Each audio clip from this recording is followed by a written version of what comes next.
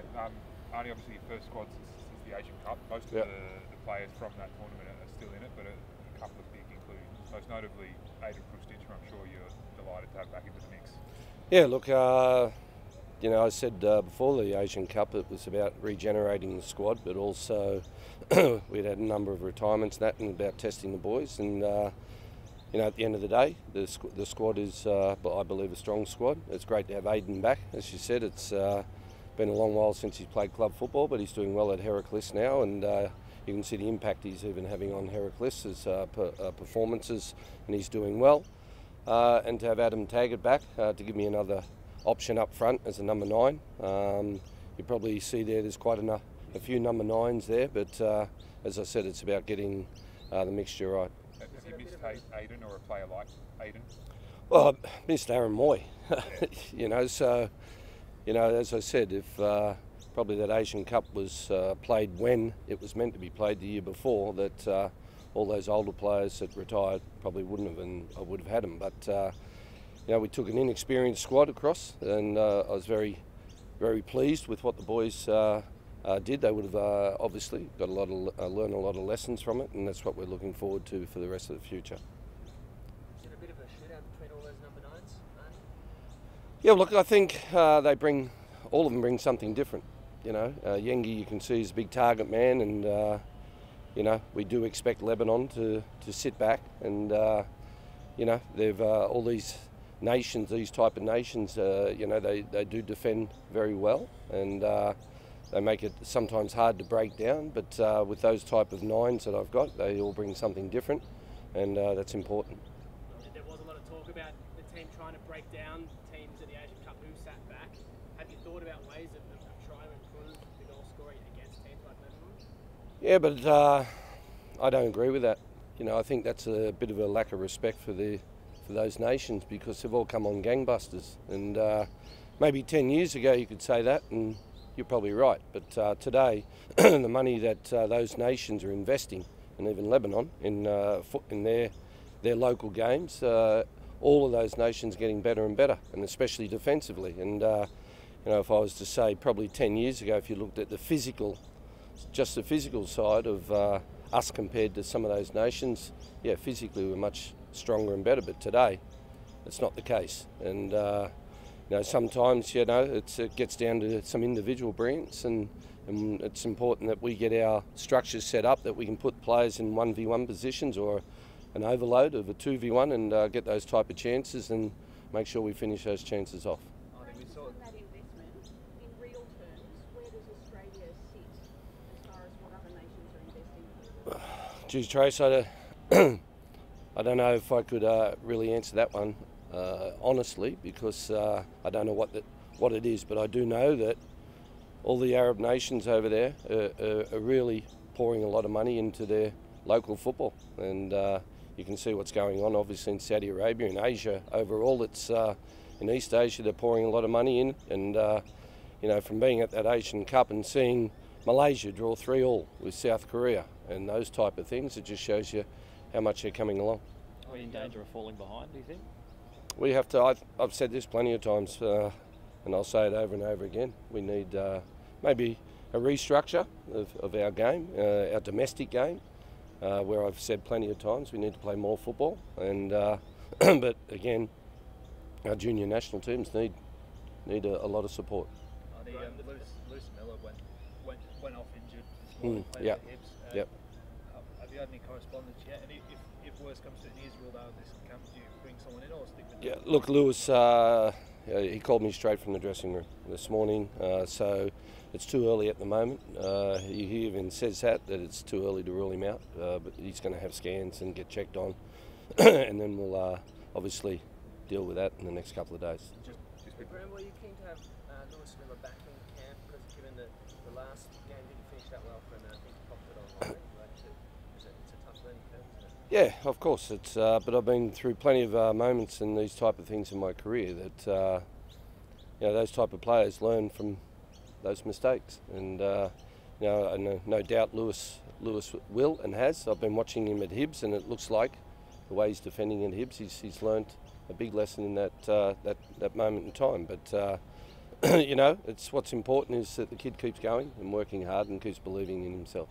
What's he done specifically, Arnie, in terms of the injury this morning? Hamstring. Yeah. Graham, I know this doesn't pertain to your team, but have you had any reflections on what's been happening with Sam Kerr? No, I haven't. That's obviously not my not my department. And if with Aziz's badge injured, does it give you one less headache, I guess, just with Geordie Boss there and work out what's going on around? Yeah, look, and Kai Rolls can also play there, and it's a good thing about what we did the last year with some friendlies and trying different ways. Yeah, Geordie's obviously playing that role at Westerlo every week, so it's you know, it's a familiar role for him. But you know, when he and most of the boys get in Tuesday night, we'll have one session to try and to get the tactical side ready for the Thursday night game. Arnie, I was talking to Chikai, kind of earmarked for the Ollie Roos. I understand he's obviously not been able to be selected in that squad for that tournament. He's not in this one either. Can you just talk us through your thinking there? Was that just leave him in his club and let him try? Yeah, exactly. It's more, I spoke to the kid, and I think it's one thing a lot of people need to understand. The pressure that kids get put under from their clubs overseas is to play for Australia is a lot. Alessandro and even Christian Valparto, exactly the same. They just want to focus on their club careers at this moment in time. I do believe that both of them, Alessandro especially, will play for Australia, and I do believe Christian will want to play for Australia. It's just at the moment the timing's probably not right for them, as they're, you know, especially with Alessandro, they're going for promotion with Parma to get up in the Serie A. But overall, you know, I think we've got the cover for those players at the moment, and the Socceroos will, in the future, benefit from those type of things. Arnie is... Sorry. One more who wasn't selected, Josh Nisbet's been on 5 at the moment. Yep. I know he's been in your thoughts the last 12 months or so. What step do you want to see him take to make sure he gets in the squad next Yeah, no, look, the kid's doing fantastic, and you know, it's just at the moment with World Cup qualifiers, bringing boys in that more or less know, you know, what needs to happen, what we do, because again, we get one training session, pretty much, and you know, by the time the boys come in, and it's just having boys that know exactly what we've got to do and win these 2 games. Arnie, if you win these next 2 games, I think you're into the next round. Yeah, we are. Confirmed. Will you look at the next window then as a potential opportunity to look at players like Josh and maybe others who aren't experienced in the Socceroos? Yeah, potentially, and especially with Bangladesh away, and the timing of that game is, you know, a lot of players will have their seasons finished early, so will be about picking a squad that's ready for the Bangladesh game, obviously over there, and then obviously we've got the Palestine game here. Arnie, just on Harry Souttar's... Sorry. Relationship with your players? Yeah. And they let you know, if they've suddenly been injured or there's something that's going on. I'm just wondering if you had a national captain that had been detained in a police cell. Oh. Would you consider, would you hope that they contacted you and let you know, especially heading into the World Cup? Trace, my main concerns, I don't want to go into any of this, but is Sam herself. You know, the poor kid she's been through a really tough year, and with injury at the World Cup, and you know, with her ACL injury, you know, so let's give her some thoughts on herself, please. I think the tough time that she'd be going through would be really hard on her, and as I said, my thoughts are just with her. Just on Harry Souttar's, I mean, 4 games this year for Leicester this season, sorry. Is that starting to become a concern, given you've always said you've got to play? Yeah, exactly, and I think Harry knows that. He's got. We've tried to help him in a lot of ways by keep playing him, and he's, you know, the way he plays with us and the goals he scores for us. He's probably our leading goal scorer over my reign, and but he comes in great shape. You know, even the fact that he's not playing at Leicester, he's I know he's working extremely hard, and I know he's ready for these games. Graham, just a couple of quick ones. And you referred to this earlier, but how many players did you contact that weren't available for selection? That weren't available? Well, I normally contact the ones if I leave them out from the camp before, you know, just so they hear it from me first and explain to them why. But if they haven't been in for a couple of camps, well, then I obviously don't have direct contact with them. I'm always mainly texting a lot of the players to just make sure they're all okay. I'll rephrase the question then. How many players made it clear that they weren't available for this For this one? Yeah. None. And The only ones is obviously the ones that are injured. I think we've got about 12, 13 players that got injuries. And just give us a sense, what is the broad number of players that at the moment you're considering as possibilities for America? Probably it's gone from 100 down to 50 over the last 2 years. If I looked at the list that I had before the World Cup in Qatar, it probably had about 100 on it, and it's probably dropped down to about 50 with a lot of retirements and obviously players that are over, I thought that they probably wouldn't make it. And the thing for me is, if I look at the age of the squad, and this is one thing that I have to always consider and look at with moving forward, is there is a big gap between a 25-year-old and 30. I think we've got 2 or 3 players. So it shows probably where the gap is. It was a 5-year gap probably 10 years ago.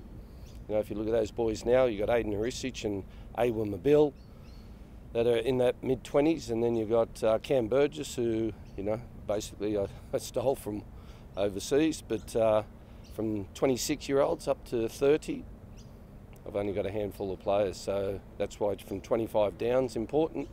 And then from 30 above, some of those 30 and above probably won't make 2026, so I've got to obviously have an eye on that as well. Arnie, can I just clarify with Zakati, is he not going to take part in the qualifiers for the Olympics in April, or is that I don't, that's to be determined, but I have to say I'd be doubtful about that, because I think Tony Vidmar at the moment is getting quite a number of overseas-based clubs refusing to release players in April, and so I think it'll be predominantly the A-League boys in that age. And can I just ask about 2 other guys who I'm sure you would have kept your eye on?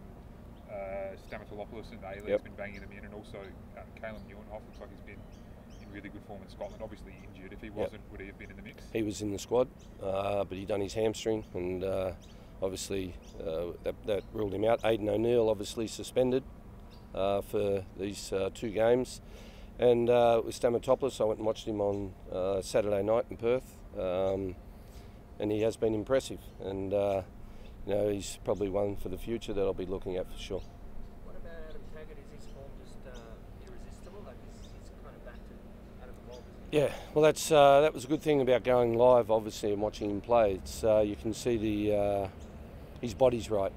That was the whole reason that pretty much I left him out of the World Cup. In Qatar, was just he was playing in Japan at the time. He was fighting injuries. He was fighting his own body, but you can just see that that's all fixed up now. He's got a great relationship with Alan Stajic. He's working well over there. Being captain of the club, he's showing from afar and looking at his body language, he's showing very good leadership on the field. And if he can get those half chances, he's capable of putting the ball in the back of the net.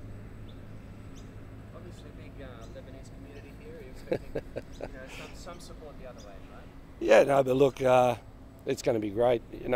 Crazily, the stats are showing that this is my 11th game at home in 52 games. And so we've had a lot of games away from home. And I think maybe it'll feel like playing away from home again, but, we're experts at playing away from home.